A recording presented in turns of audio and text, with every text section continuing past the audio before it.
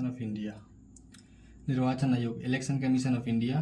निर्वाचन आयोग एक स्थायी एवं स्वतंत्र निकाय है। इसका गठन भारत के संविधान द्वारा देश में यानी कि भारत देश में स्वतंत्र और निष्पक्ष यानी कि चुनाव संपन्न कराने के उद्देश्य से किया गया था।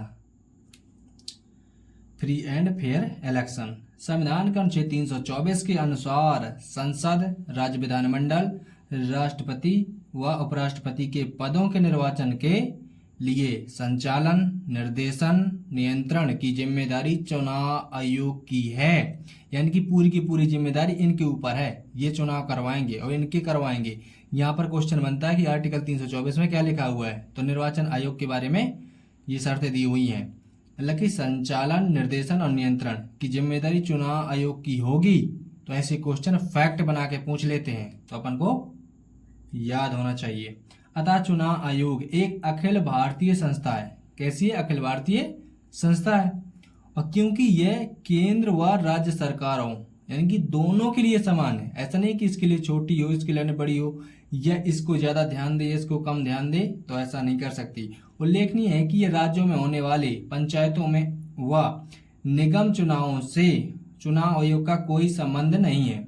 यानी कि पंचायतों में चुनाव होते हैं, जो आर्टिकल 40 आपने पढ़ा होगा, पंचायतों के लिए है जो, और निगम चुनाव, और यह पंचायतों से निकलकर 243 आर्टिकल जो भी निकला हुआ है, तो मतलब कि वहां पर पंचायतों का जिक्र हुआ है बाद में, क्योंकि 73वें और 74वें संविधान संशोधन द्वारा इनको जोड़ा गया था। इसके लिए भारत के संविधान में अलग राज्य निर्वाचन आयोगों की व्यवस्था की गई है। मतलब कि अपने अपने राज्यों में अलग अलग होते हैं निर्वाचन आयोग, तो ये भी उनकी मतलब की सहायता के लिए हो जाते हैं। संरचना। संविधान के अनुच्छेद 324 में चुनाव आयोग के संबंध में निम्नलिखित उपबंध हैं, यानी कि प्रावधान प्रोविजन है। निर्वाचन आयोग मुख्य निर्वाचन आयुक्त और अन्य आयुक्तों से मिलकर बना होता है। एक होता है मुख्य व्यक्ति और दो अन्य होते हैं। तो तीन मतलब कि वर्तमान में 3 सदस्य होते हैं, उसमें एक मुख्य होते हैं और 2 अन्य होते हैं। मुख्य निर्वाचन आयुक्त और अन्य निर्वाचन आयुक्तों की नियुक्ति राष्ट्रपति द्वारा की जाए। किसके द्वारा?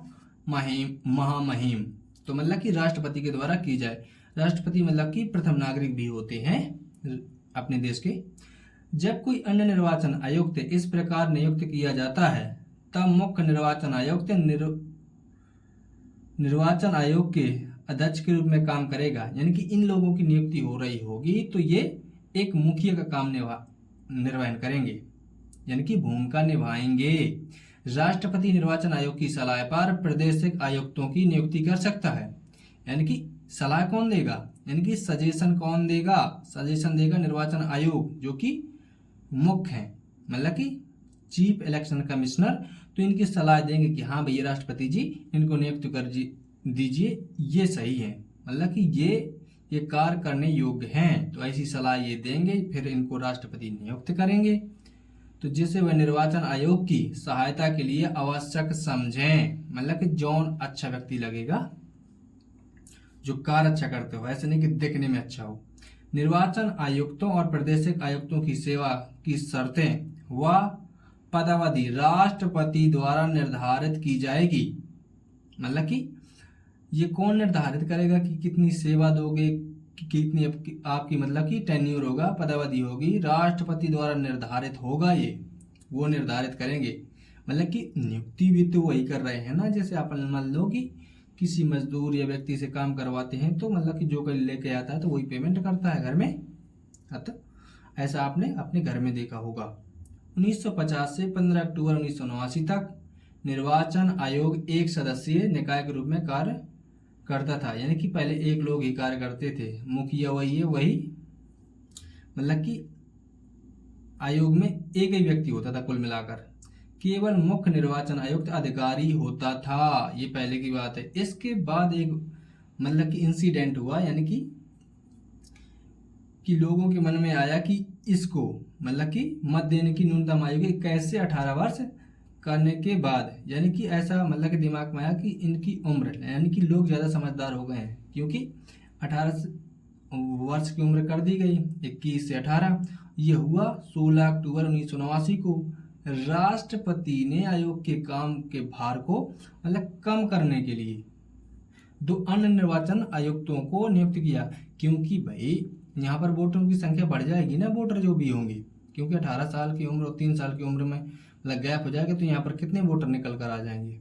तो इनके कार्यभार को कम करने के लिए मतलब कि बोझ को मतलब कम करने के लिए इनने 2 लोगों की और नियुक्ति कर दी यहाँ पर।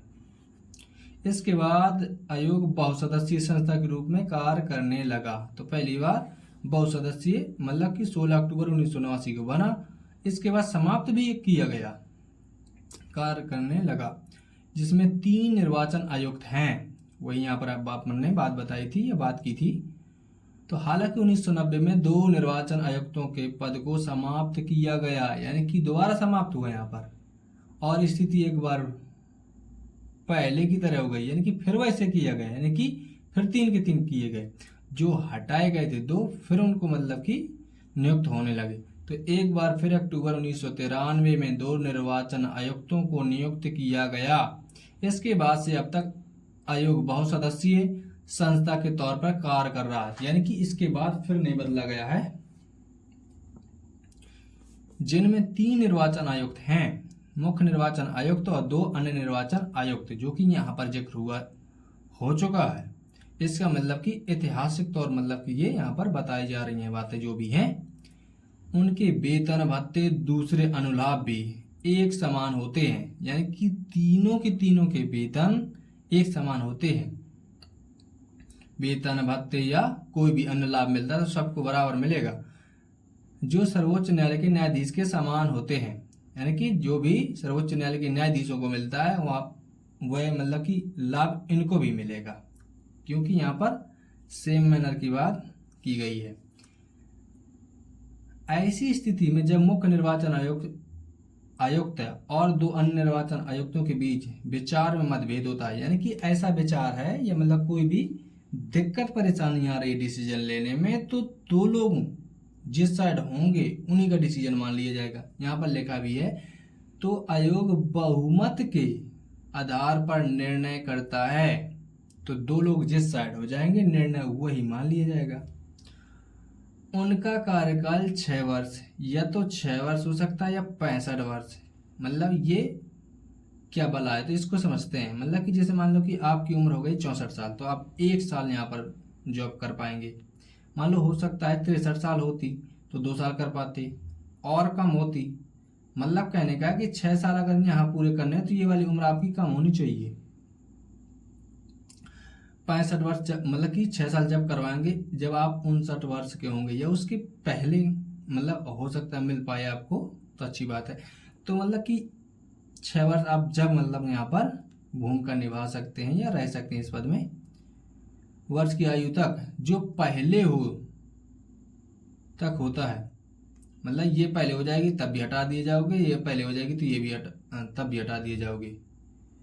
वे किसी भी समय त्याग पत्र दे सकते हैं, कोई बाउंडेशन नहीं है इनके कि आप त्याग पत्र ना दो, तो अपने इच्छा के अनुसार दे सकते हैं, या उन्हें कार्यकाल समाप्त होने से पूर्व भी हटाया जा सकता है। तो यहाँ पर ये बात कही गई है कि एक तो इच्छा से दे सकते हैं, या मतलब कि अच्छे से कार्य नहीं कर रहे हों तब भी इनको हटाया जा सकता है। वो हटाने की बात यहाँ पर जिक्र आएगी तो उसको समझेंगे अच्छे से। संविधान के अनुच्छेद 324 में चुनाव आयोग के स्वतंत्र और निष्पक्ष है ना, फ्री एंड फेयर कार्य करने के लिए निम्नलिखित उपबंध है। यहाँ पर भी प्रोविजन है, आर्टिकल 324 ही चल रहा है।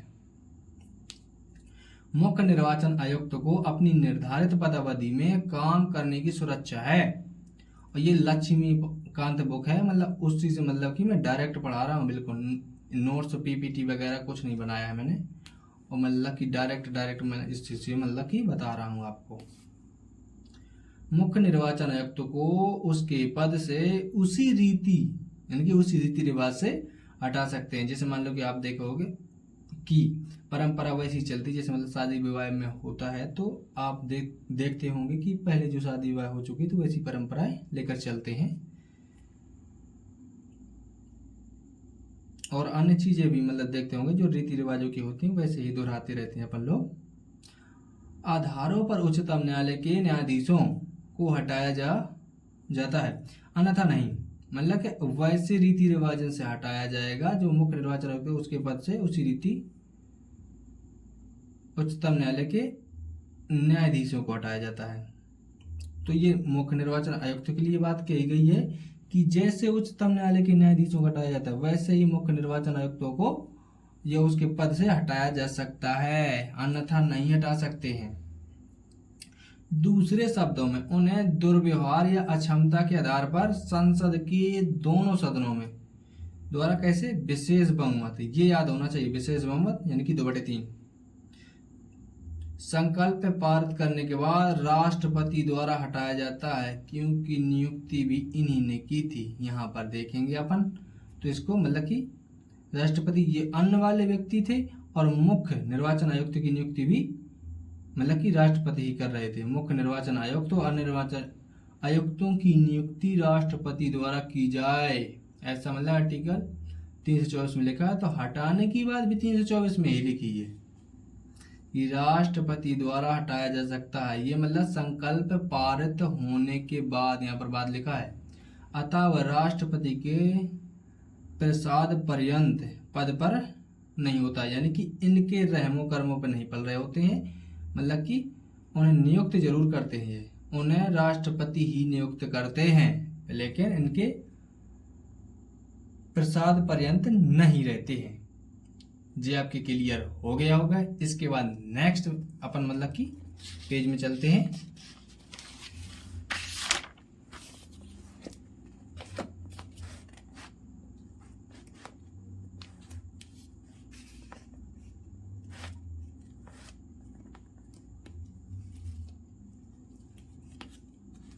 मुख्य निर्वाचन आयुक्त की सेवा की शर्तों में उसकी नियुक्ति के पश्चात, इनकी नियुक्ति के बाद उसके लिए गैर लाभकारी परिवर्तन नहीं किया जा सकता।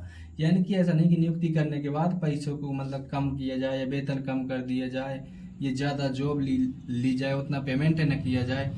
अन्य निर्वाचन आयुक्त या प्रदेशिक आयुक्त को जो मुख्य निर्वाचन आयुक्त की सिफारिश पर ही हटाया जा सकता है, अन्यथा नहीं।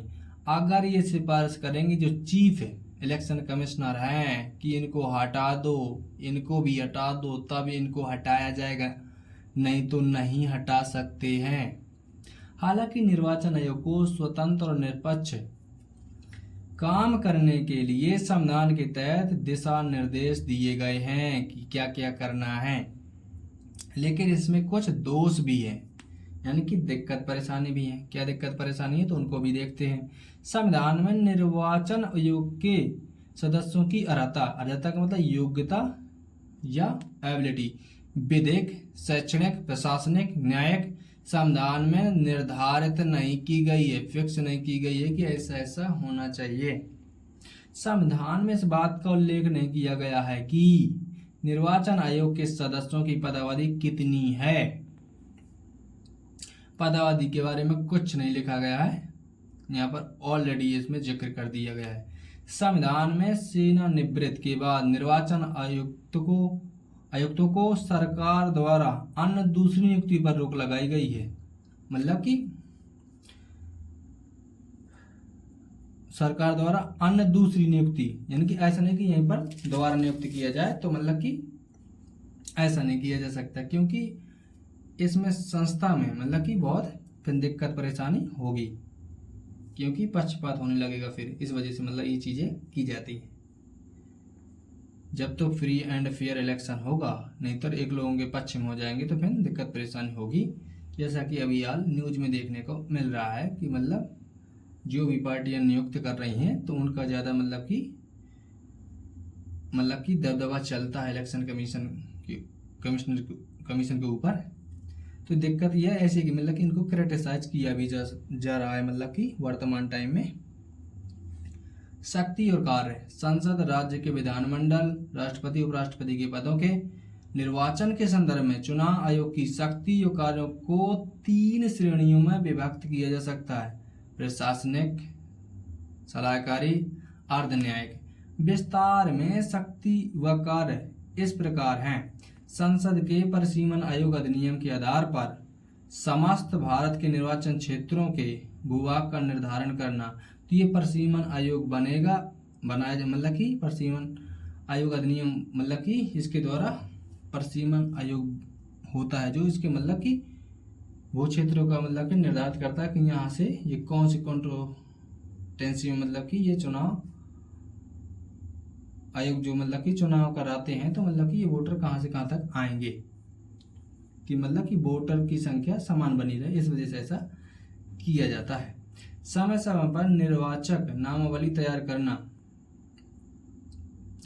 मतलब कि उसकी प्रक्रिया के लिए मतलब ये चीजें इलेक्ट्रोल मतलब चीजें मतलब कि तैयार की जाती हैं। सभी योग्य मतदाताओं को पंजीकृत करना, मतलब कि इलेक्शन का जो प्रोसीजर होता है उसको मतलब कि तैयार किया जाता है। जो मतलब कि घर घर आपके मतलब कि वो लिस्ट में या फोटो लगी रहती है, आपका नाम लेकर रहता है, एड्रेस लेकर रहता है, तो वो सब ये बनाते हैं, लिखते हैं, तो आपको प्रोवाइड कराते हैं। फिर निर्वाचन की तिथि और समय सारणी निर्धारित करना कि कब से कब तक चुनाव चलेंगे, कब से कब आप प्रचार करेंगे, तो ऐसी चीज़ें जो भी है तो मतलब इलेक्शन कमिश्नर मतलब कि ये चीज़ें करते हैं। नामांकन पत्रों का परीक्षण करना, राजनीतिक दलों को मान्यता प्रदान करना, उन्हें निर्वाचन चिन्ह आवंटित करना। राजनीतिक दलों को मान्यता प्रदान करने और चुनाव चिन्ह देने के मामले में हुए विवाद के समाधान के लिए न्यायालय की तरह कार्य करता है। न्यायालय में नहीं जाएंगे, न्यायालय में जाएंगे तब तो हो चुका चुनाव, ऐसे तो न्यायालय में भटकते रहेंगे, चुनाव नहीं हो पाएगा। आर्टिकल 329 इसी में रिटेक्शन लगाता है कि ये अदालतें बीच में नहीं आएंगी चुनाव के मतलब बीच में।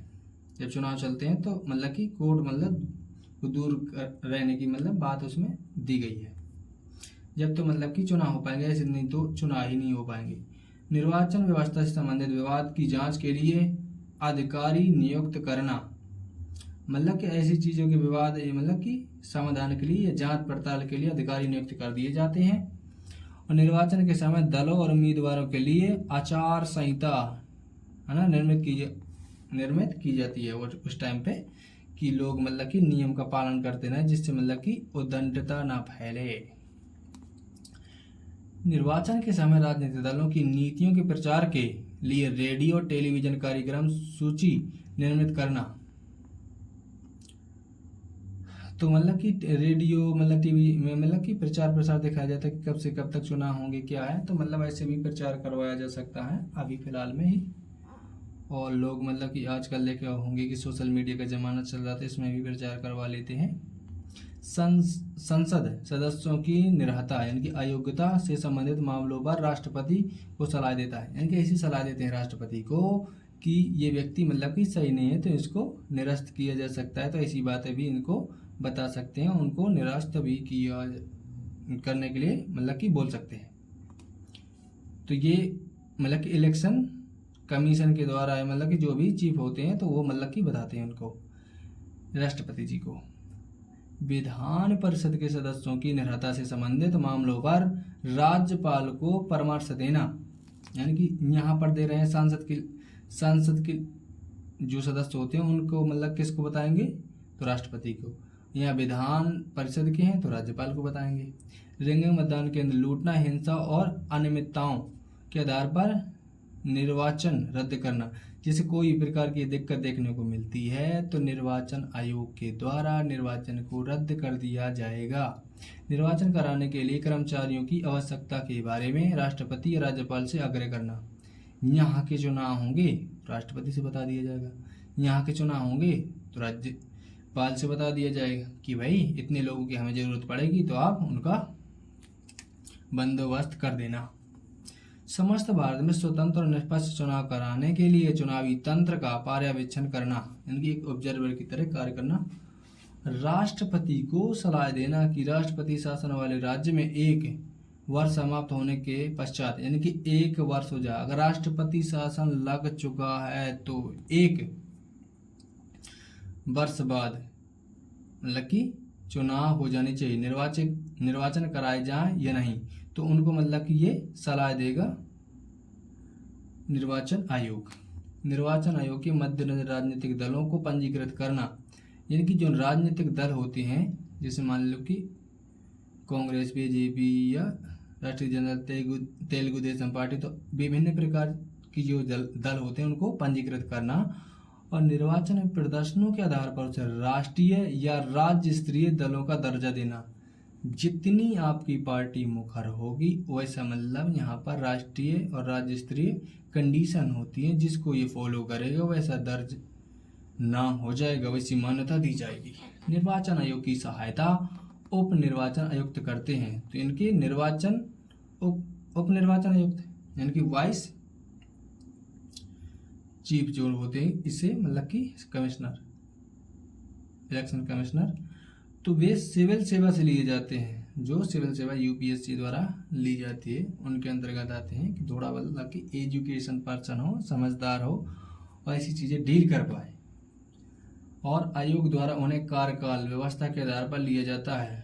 उन्हें आयोग के सचिवालय में कार्यरत सचिव, संयुक्त सचिव, उप सचिव, अवर सचिवों द्वारा सहायता मिलती है। तो ये सारे सचिव यानी कि 4 प्रकार के सचिव इनकी सहायता करते हैं। जो सिविल अधिकारी यहाँ पर अपॉइंट किए जाते हैं, आयोग द्वारा उन्हें कार्यकाल व्यवस्था के आधार पर लिया जाता है। इनकी कार्यकाल की व्यवस्था बनाए रखने के लिए इनको यहाँ पर नियुक्त कर लिया जाता है। राज्य स्तर पर राष्ट्रीय निर्वाचन आयोग की सहायता, यानी कि राज्य स्तर पर राष्ट्रीय निर्वाचन आयोग की सहायता यानी कि मुख्य निर्वाचन अधिकारी करते हैं। यहाँ पर क्या आ जाएगा, ऑफिसर, जिनकी नियुक्ति मुख्य निर्वाचन आयुक्त राज्य सरकारों की सलाह से करता है।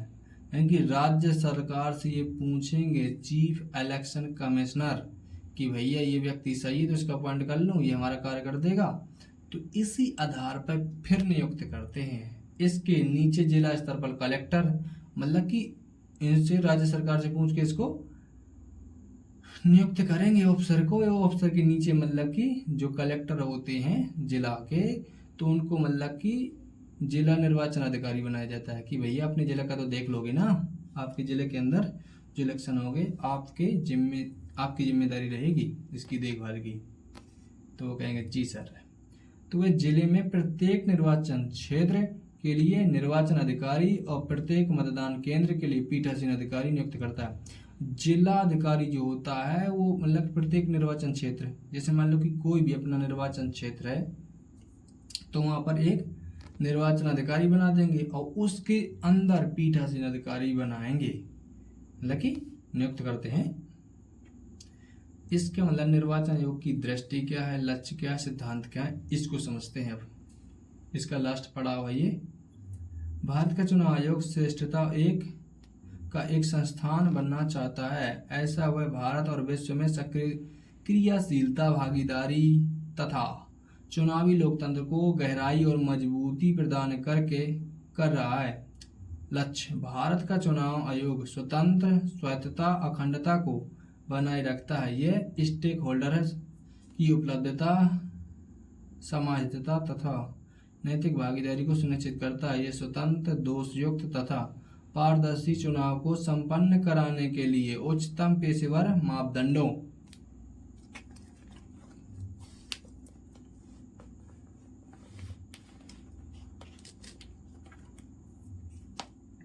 का पालन करता है, यानी कि उच्च लेवल के प्रोफेशन यानी कि प्रोफेशनल चीजें मानता है। सरकार और चुनावी लोकतंत्र में विश्वास मजबूत हो, विश्वास रहेगा जब तो लोग, जनता मतलब विश्वास रखेगी जब तो सरकार और चुनावी तंत्र में भरोसा दिलाएगी, या आस्था बनी रहेगी जब तो लोग मानेंगे कि हाँ डेमोक्रेसी है। आयोग ने इसके लिए निर्देशक सिद्धांत बनाए हैं जो सही प्रशासन के लिए जरूरी है। संविधान में दी गई समानता, समता, निष्पक्षता, स्वतंत्रता आदि मूल्यों को बनाए रखना, यानी कि ये मूल्य तो बने रहे, नहीं तो क्या मतलब निकलेगा, यही तो इनकी जिम्मेदारी है। निर्वाचित सरकार के निरीक्षण, निर्देशन, नियंत्रण के लिए कानून का शासन बनाए रखना, यानी कि कानून सबके लिए समान होता है। महत्तम विश्वसनीयता, स्वतंत्रता, शुचिता, पारदर्शिता और सचरित्रता, जवाबदेही, सत्यता, यानी कि पेशेवर दृष्टिकोण के साथ चुनाव संपन्न करवाना। तो थोड़ी सा मतलब कि समावेशी, मतदान केंद्रित तथा मतदाता स्नेही वातावरण। चुनाव प्रक्रिया द्वारा सभी योग्य और नागरिकों की चुनाव में भागीदारी सुनिश्चित करना। चुनाव प्रक्रिया के हित में राजनीतिक दलों और स्टेक होल्डर की भागीदारी करवाना। इसके बाद है निर्वाचन प्रक्रिया के बारे में स्टेक होल्डर जैसे मतदाता, राजनीतिक दल, चुनाव अधिकारी, उम्मीदवार, सामान्य जनता में जागरूकता का प्रसार करना और देश की चुनाव व्यवस्था में विश्वास और भरोसा बढ़ाना, मजबूत करना, भरोसा भी हो और मजबूती भी है। चुनावी सेवाओं के प्रभावकारी और पेशेवर निष्पादन के लिए मानव संसाधन विकसित करना, यानी कि ऐसी मतलब सुविधा कर देना कि लोगों को दिक्कत परेशानी ना हो। चुनावी प्रक्रिया के आसान निर्वहन के लिए श्रेष्ठ संरचना, यानी कि ऐसी संरचना बन जाए जिससे लोगों को आसानी हो तैयार करना। चुनावी प्रक्रिया के सभी क्षेत्रों के सुधार के लिए तकनीकी अपनाना, यानी कि टेक्नोलॉजी का इस्तेमाल भी हो जाए तो और बढ़िया रहेगा। आदर्श तथा लक्ष्य की श्रेष्ठता की पूर्ण प्राप्ति के लिए नवाचारी प्रक्रियाओं को अपनाने का प्रयास करना, यानी कि जो नए नए चीज़ें आई हों उनका भी इस्तेमाल करें जिससे और चीज़ सुविधा हो सके। देश की चुनावी व्यवस्था में लोगों को विश्वास और भरोसे को बनाए रखने और मजबूती प्रदान करने के लिए लोकतांत्रिक मूल्यों को मजबूत बनाना है। तो ये था अपना, यहाँ पर ये वोटर की उम्र यहाँ पर बदल दी गई थी। और ये क्वेश्चन यूपीएससी में बहुत ज़्यादा पूछे जाते हैं कि 4 बार परिसीमन आयोग का बनाया जा चुका है, 52, 62, 92, 2002। तो ये अधिनियम एक्ट था। तो ये था मतलब कि ये 1992-93 मतलब कि ये संशोधन हुआ था 73वां 74वां, जो यहाँ पर ये आया था 1988 में, 89 में लागू हुआ था। तो ये पंचायती राज जो और निगम था तो उनमें मतलब कि इनकी स्थापित हुई थी, इसलिए तो राज्य निर्वाचन आयोग बनाना पड़ा था। तो ये था मतलब कि इसमें निर्वाचन आयोग। और इस वीडियो में बस इतना ही।